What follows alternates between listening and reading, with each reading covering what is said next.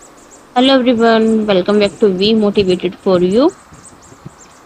दोस्तों, आज हम आपको गौतम बुद्ध के जीवन की कहानी बताने वाले हैं। भगवान गौतम बुद्ध को मानने वाले और उनके धर्म का आचरण करने वाले करोड़ों लोग पूरी दुनिया में हैं। बौद्ध धर्म को मानने वाले को बुद्धिस्ट कहा जाता है। बौद्ध धर्म के अनुयायी ज्यादातर म्यांमार, कंबोडिया, थाईलैंड, नेपाल, चीन, मलेशिया, भूटान आदि देशों में हैं।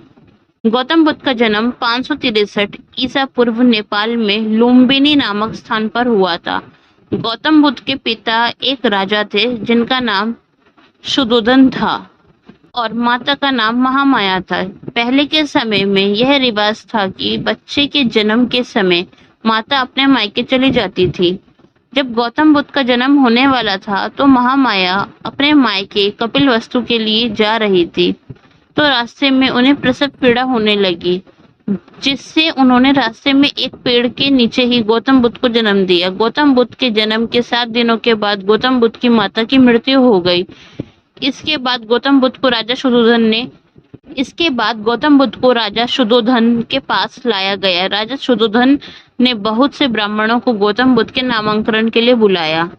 उन्होंने गौतम बुद्ध का बचपन का नाम सिद्धार्थ गौतम रखा। ब्राह्मणों ने गौतम बुद्ध के बारे में भविष्यवाणी की कि गौतम बुद्ध बड़े होकर या तो एक महान राजा बनेंगे या फिर एक महान साधु बनेंगे। राजा शुद्धोधन गौतम बुद्ध को एक महान राजा बनाना चाहते थे, इसलिए उन्होंने गौतम बुद्ध को बचपन से ही हर प्रकार की धार्मिक गतिविधि से दूर रखा। गौतम बुद्ध का पालन पोषण बचपन में उनकी मौसी ने किया। राजा शुद्धोधन गौतम बुद्ध को महल से बाहर भी नहीं जाने देते थे। उन्होंने बुद्ध की शिक्षा की व्यवस्था महल के अंदर ही की। कर रखी थी, लेकिन गौतम बुद्ध बचपन से ही बहुत ही दयालु स्वभाव के थे। वे किसी का दुख नहीं देख सकते थे।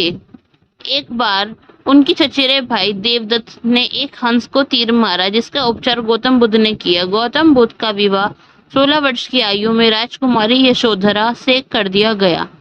जब गौतम बुद्ध बड़े हुए और अपने महल से बाहर कदम रखा तो उन्होंने संसार में बीमारी, सांसारिक दुख और बुढ़ापे को देखा। वह इन सब प्रश्नों के उत्तर को खोजना चाहते थे। इसी खोज के लिए उन्होंने एक रात को अपने पिता के महल को त्याग दिया। उन्होंने एक नदी में स्नान किया और अपने बाल कटाकर साधु के भेष में आ गए। उसके बाद वे भिक्षा मांगने लगे। भिक्षा मांगते हुए मगध नरेश बिंबिसार के पास पहुंचे। उन्होंने गौतम बुद्ध को पहचान लिया और गौतम बुद्ध को अपने राज्य में कुछ जमीन देने की पेशकश की, लेकिन गौतम बुद्ध ने उसे ठुकरा दिया। गौतम बुद्ध इसके बाद वहां से चल पड़े। गौतम बुद्ध ने बाद में योग और ध्यान की शिक्षा ली, जिसका अभ्यास वे करते रहे। कुछ सालों के बाद वह बोध गया पहुंचे। बोध गया में उन्होंने 49 दिनों तक एक पीपल के पेड़ के नीचे ध्यान लगाया, जिसके बाद उन्हें दिव्य ज्ञान की प्राप्ति हुई। उस समय गौतम बुद्ध की आयु 35 वर्ष थी, जिसके बाद उन्होंने 80 वर्ष की आयु तक घूम घूम कर अपने संदेश लोगों तक पहुंचाए और लोगों की मदद की। गौतम बुद्ध की मृत्यु कुशीनगर में हुई। उनकी मृत्यु के पश्चात आज भी उनके संदेश बौद्ध धर्म के रूप में जाने जाते हैं।